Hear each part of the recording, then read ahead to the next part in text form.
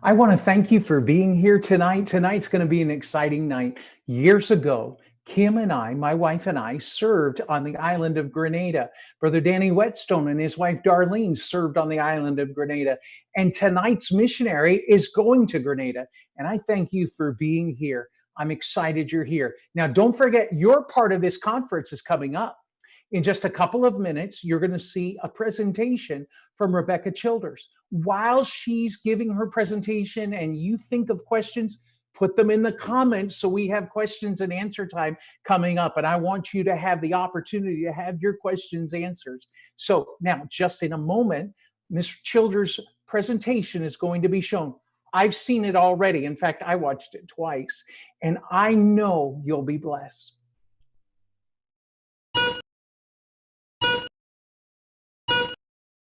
Every day, 151,600 hearts stop beating.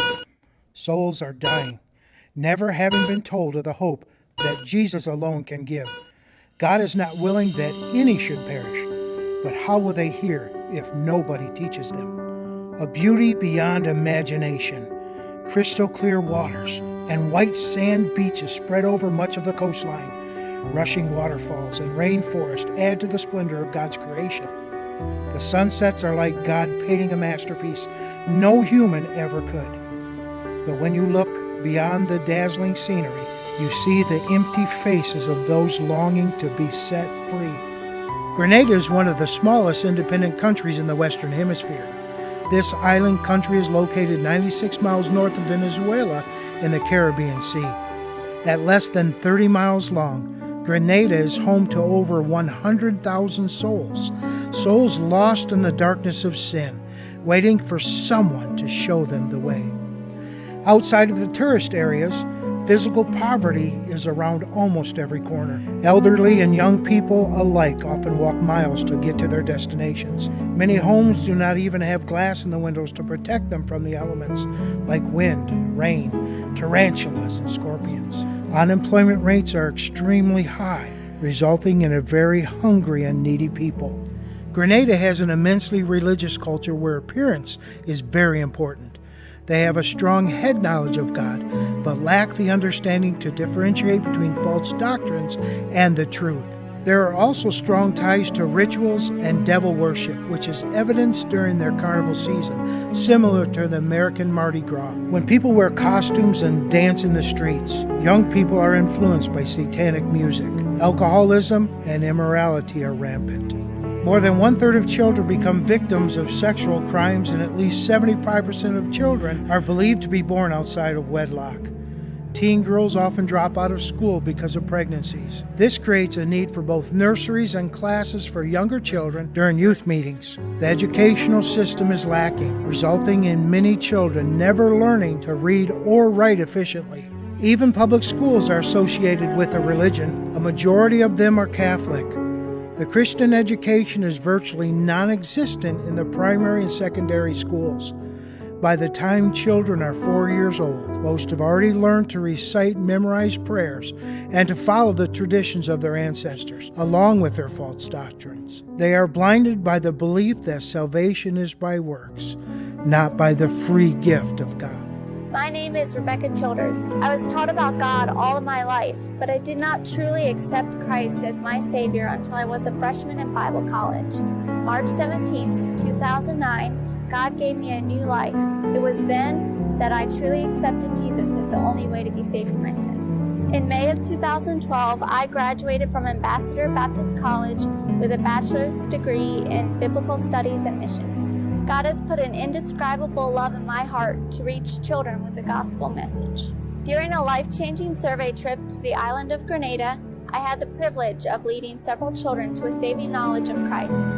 I enjoyed teaching elementary children and a youth girls Sunday school class. Observing the culture and soul winning in the local villages gave me a deeper insight into both physical and spiritual needs of the people there. Many will die having a form of godliness but denying the power thereof. I believe God has called me to the island of Grenada to reach these people with the gospel message. Rebekah's goal is to creatively minister through several different ways.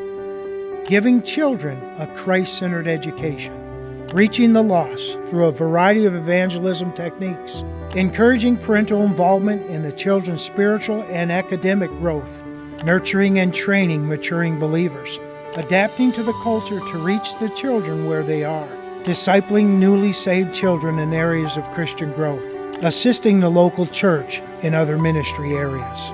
My name is Paul Kingsbury. I'm the senior pastor of North Love Baptist Church, and Rebekah Childers is being sent out from our church to the mission field of Grenada. Children truly are the future of the churches, and particularly in Grenada. Rebekah uses dynamic methods to involve the children in hands-on experience, as well as teaching them to have a burden for others. She also ministers to adult ladies very effectively, and we highly recommend that you support her prayerfully and financially. Thank you. Rebekah will be working with Lifeline Independent Baptist Church in St. Andrews, Grenada, which was established in 2017. Her brother, Pastor Joseph Childers, along with his wife and children, are already faithfully serving there. The time is short. Will you prayerfully consider helping to support Rebekah as she fulfills God's call as a missionary to these dear people? Will you hear the cries of the Grenadians before it is too late?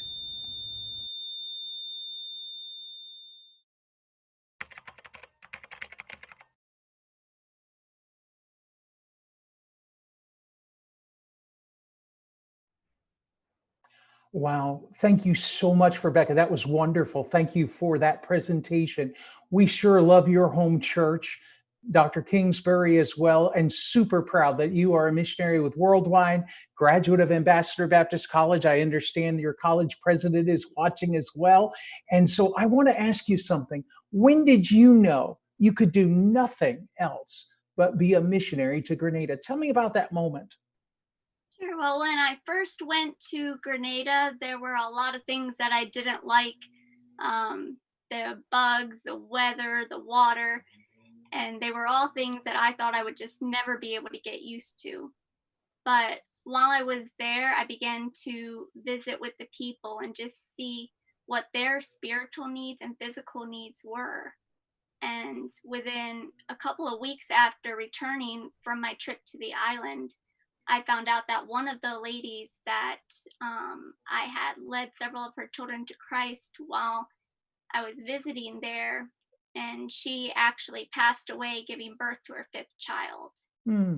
And it was through that I realized just how short life really is. And then I started looking through some of the things that I had brought back from the island. One of them was a picture that one of her children had drawn for me, and they wrote at the top, "Remember us."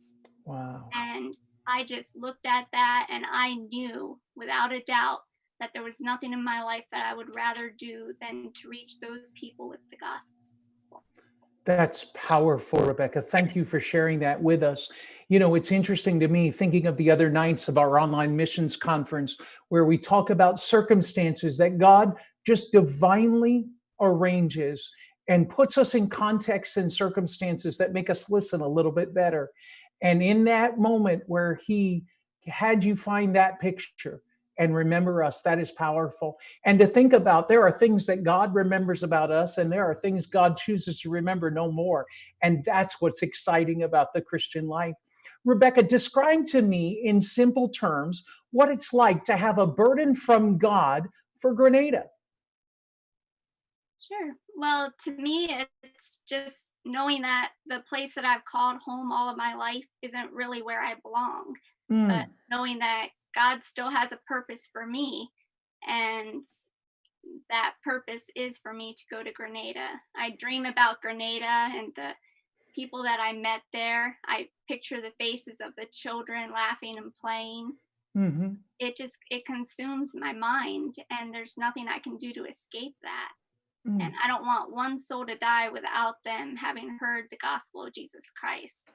And Mm. I know without a doubt that I just want to obey the Lord. And if He wants me to go, then that's what I need to do. That's powerful, Rebekah, to say what you just said. I'll repeat it so everybody heard. I don't want one soul to die before they can hear the gospel before they're reached.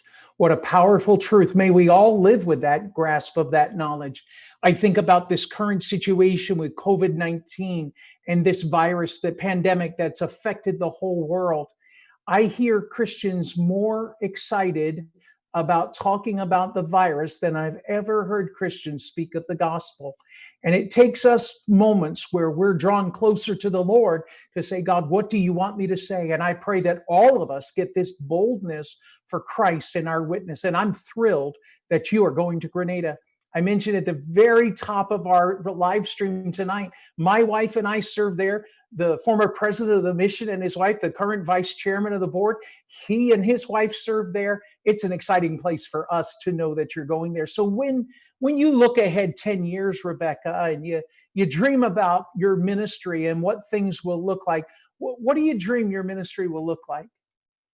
That's why I'd say my prayer would be that in 10 years from now, I'd be able to look and see the children that I've taught, both at the church and in the Christian school, would still be growing and learning, and that they would be reaching their own people, their own families for Christ.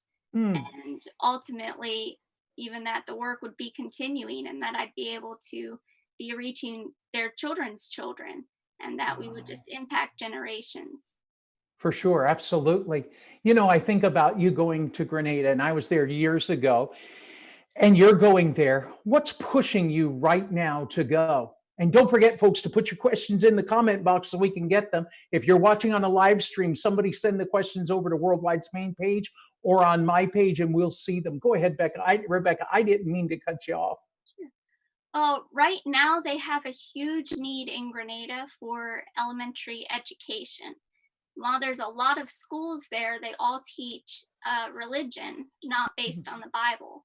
So my goal in going there is to be able to start the first independent Baptist Christian school for elementary age kids. And I'm hoping, one, it'll help my brother's family, as even his children have to go to a Catholic school, but it'll also help the children coming into the church so that they're not getting one religion during the week and another gospel when they come to the church, and we try to teach them the truth.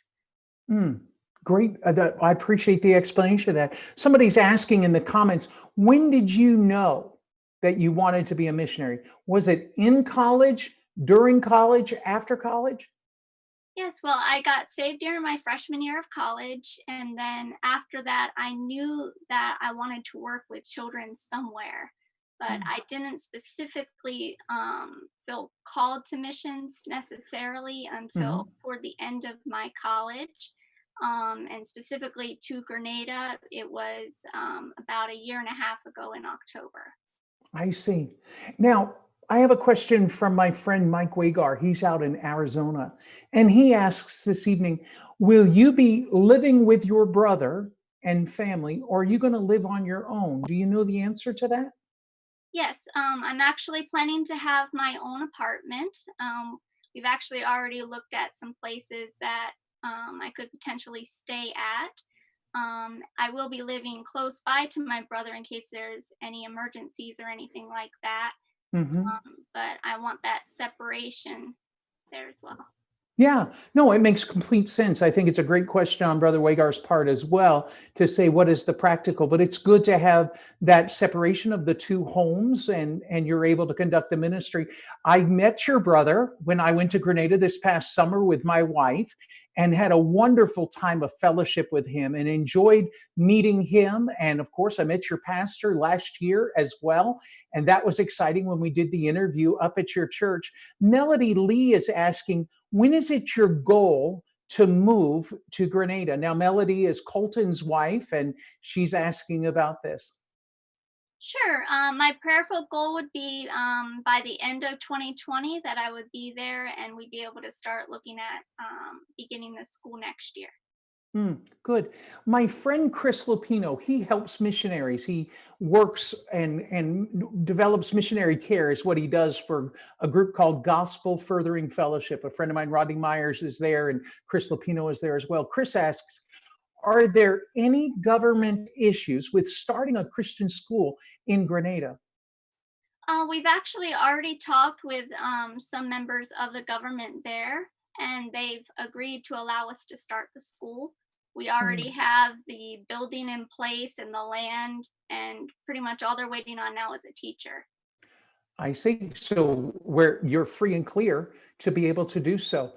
Now, I'm a little suspect of this next question of whether he typed it or not, but it says there's a question from Corbin Dietrich. Now, I didn't know Corbin could type yet, so I'm going with his mom, but they're in the Solomon Islands, and Corbin, I think, would be 3 or so. And Corbin asks, are there toys in Grenada? Now, you know Corbin very well, and you could talk about that if you'd like. Well, there are some toys in Grenada. The kids love to play with balls. Mhm. They also love to just climb on the trees or play in the sand and just have fun outside. Sure. So thank you, Corbin, for your question, all the way from the Solomon Islands as well. What scares you, Rebecca, about being a missionary? Well, there's a few things that scare me. I know ultimately God is in control and he's going to work things out. Being single, obviously, there's a factor with just living alone in another country. Mhm. But beyond that, I would say a little bit more humorous would be that I'm terrified of driving in another country. So the roads in Grenada are horrible. So not only learning to drive on a different side of the road, but trying to fit 2 cars in a one lane roadway is going to be a Mm. challenge. Well, I could tell stories, but we'll let that go. But Mrs. O'Malley never drove in Grenada either. So just for the record. And now, Chris Bloomer, Chris is down in Peru, and he asks, have you heard anything lately about the effects of COVID-19 on classes or schooling in any way? Have you been able to hear about that? Yes, actually, right now, Grenada only has about 12 cases of the virus, but they have shut down everything. They have 1 day a week that they can go and buy food, but beyond that, they're not even allowed to leave their property. They don't have the technology and things that we have here in the US, so the children are pretty much just at home with their families. So, education's pretty These are challenges. I'm sorry, Rebecca, I cut you off. Go ahead and say the last part. I just was saying that the education is pretty much stopped right now, as well as church services for the most Mm. part. And Chris and his wife, Rosemarie, would be incredibly sympathetic because they work at a school called La Molina Christian School. And they too are in a period where the school is a year round school and their school has come to an end and they're doing everything online. But that's because of where they are as well. Mackenzie asks, and Mackenzie's been to Grenada. She went with her church. I think it was last summer. But Mackenzie asks, do you have a specific curriculum you'd like to use, or do you want to develop your own curriculum for the school? Yes, so I do have a very hands-on approach to learning, which most of the kids that I've worked with know. So I will be using some of my own, but a majority of what we use will be the Rebekah curriculum, and we're going Mhm. to adapt it to work with the culture there. Good. My friend Joe Katinsky asked, and Joe's up in the Cleveland, Ohio area, south of there, and he says, can you describe the school you want to start? Is it a one room schoolhouse situation with several ages in one class, or are you looking to hire more teachers as part of the startup? Maybe Joe's going to come to Grenada and help you teach. Let's find out the answer. Sure. So the school that we're going to be starting will be a one-room classroom, at least to start with. Most of the adults would not be able to be in a position where they could start teaching. So we'll be beginning with lower elementary, so Mhm. probably kindergarten through third grade, and then hopefully each year we'll add one more grade to that. Okay. Well, that's great. I'm glad to know that. It'll be a great way to do it. One of our missionaries, Brother Josh Rhodes, says his daughter has a question. His daughter's name is Mercy Joy. Mercy Joy asks, what kind of animals are there in Grenada? Well, they have a lot of animals in Grenada. The Mona monkey, you'll sometimes see them in the trees, and some people keep them at their houses in cages as well. There's iguanas, there's lots of insects and mosquitoes, things like that, and crabs. Um, I'd say my favorite, though, is definitely the monkeys. The monkey. Do you have any pictures of the monkey on your display when you go to churches? I do have some, yes. Excellent. There's also a monkey in the video that we showed as well. Exactly. That's right, too. So, Mercy Joy, there's your answer, dear. Now, I think Mercy is probably 7-ish or so, but I'm so glad for the question. Luke Shope, Pastor Luke Shope, is asking. He is one of the assistant pastors there or the assistant pastor at Lighthouse Baptist Church in Winchester, Virginia, and he's a friend of Worldwide. Brother Shope says, what are the legal implications of starting a school? Is it something that is relatively easy to begin? Can you elaborate on that? I actually don't have all of that information here with me right now. I do know that it will be a challenge as far as working a little bit with the government. They do require a teacher to get paid in order to have the teacher status, but they don't actually have requirements as far as what a teacher has to do or what kind of education they've had. I don't know all the legalities, though. Sure. Well, it's interesting. The current prime minister of Grenada used to be the minister of education when I was there in Grenada. Dr. Keith Mitchell, good man, and really cares about the education, the program there in Grenada as well. Becky Stallcup asks, how do you plan to fund the school? Will the parents be financially able to pay for the education, or is there an alternative that you're looking at? So they have a very high unemployment rate in Grenada. So most of the families are not going to be able to have money to pay for the schooling itself. The government will require them to pay something. So we'll have them pay, but it'll probably be nothing more than enough to cover the basic curriculum. And beyond that, it'll just be whatever we can raise. Good. Now, Rebecca, my wife told me that you have on your website a quiz about Grenada, and it kind of stems off of your presentation as well as other facts. Tell us about the quiz, and then please tell us where to find the quiz. Sure. So if you go onto my website on pray4grenada.com, there is a link at the top that you can click on and take the quiz. It's geared toward pretty much anybody that would want to take it. It has pictures to help the kids out. And then you can find out your score at the end and just test your knowledge of what you've remembered about Grenada. What did Mrs. O'Malley score? Do you know? I don't remember right offhand. I think she just missed one question, though. We're going to have to send her to Grenada for remedial education then for sure, which I'm sure she would not argue with either. Candace asks, what would be your focus during the summer, or do they do year-round school? The school will be year-round. They'll do little breaks, but the school itself will go throughout every season. If there's heavy rains or storms, they cancel the school, but we'll be doing it pretty much every day. And then on the weekends, we'll have different ministries for the children on Friday nights, Wednesday nights, and Saturdays as well. Wonderful.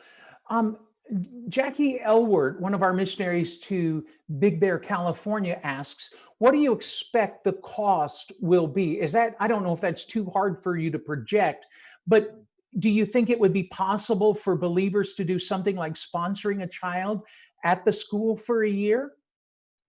Sure. I would definitely say that may be possible. I don't know all the legalities of that yet. Right. We haven't got that far in the legal process. things. Yeah. Well, I promise that Rebecca's going to be in the comments afterward tonight when we finish up, and she'll have time to elaborate more. The lady who led you to the Lord, I just happen to know who that is. She asks a question. talk about any safety concerns you have as a lady serving there in Grenada. Sure. Well, I definitely do have some fears, just because of the culture and everything. I'm not real familiar with how they do things. A lot of the people will walk around holding a cutlass, which is kind of like a giant sword, Machete. or machete, yes. So I have one of those. I will also be taking some self-defense classes, which Good. will hopefully alleviate some of the fears there. That would be the best prayer card ever, to hold your cutlass or your machete and say, yeah, come on. That's great. I love that, Rebekah. What a great spirit that you have as well. So kind of what excites you about being a missionary? And don't forget, everybody, put your questions in the comments. We got a couple more minutes we can answer questions here, and I want to get to everybody's. But what excites you about being a missionary? Just knowing that I would be able to perhaps have an impact on children for eternity, and hopefully impact their families as well, and just seeing them grow close to the Lord and seeing the joy that that will bring. Hmm. On your deputation, as you're out there raising support, and so many ask the question, where are you in percentage in raising your support? Yeah, so I'm at right around 39% as far as the support coming in, and Excellent. 70% is actually promised. Wonderful. This is exciting to hear as well. If I had, and I saw several on here asking questions tonight, but if somebody wanted to come and be a missionary on your field, what could they do? Did I lose audio there?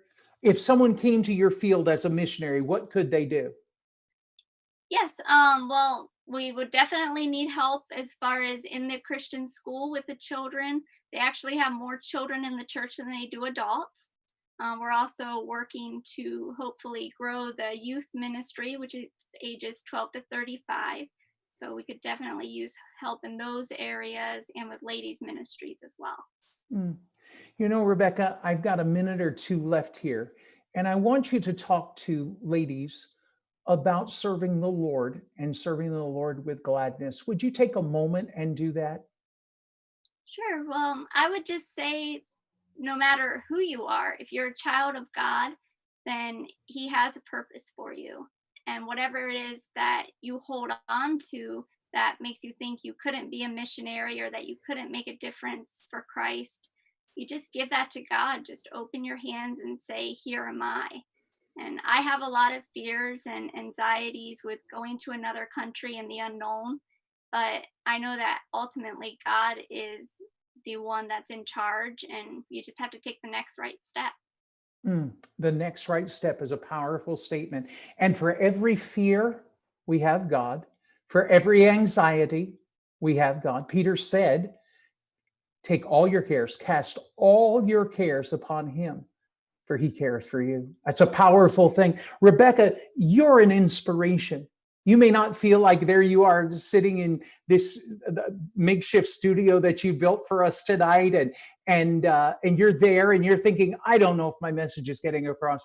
Can I tell you something? Your message is getting across, and you're an inspiration to young ladies and young men everywhere. You're an inspiration to fully grown adults, if you will, and you're an inspiration to all of us. And I thank you for being on with us tonight. I learned about your faith and your walk with God, and I thank you for being on with us, Rebekah.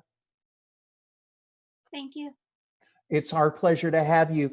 And thank you so much, friends, for tuning in for us as well. We will be back here Thursday night at 7 o'clock.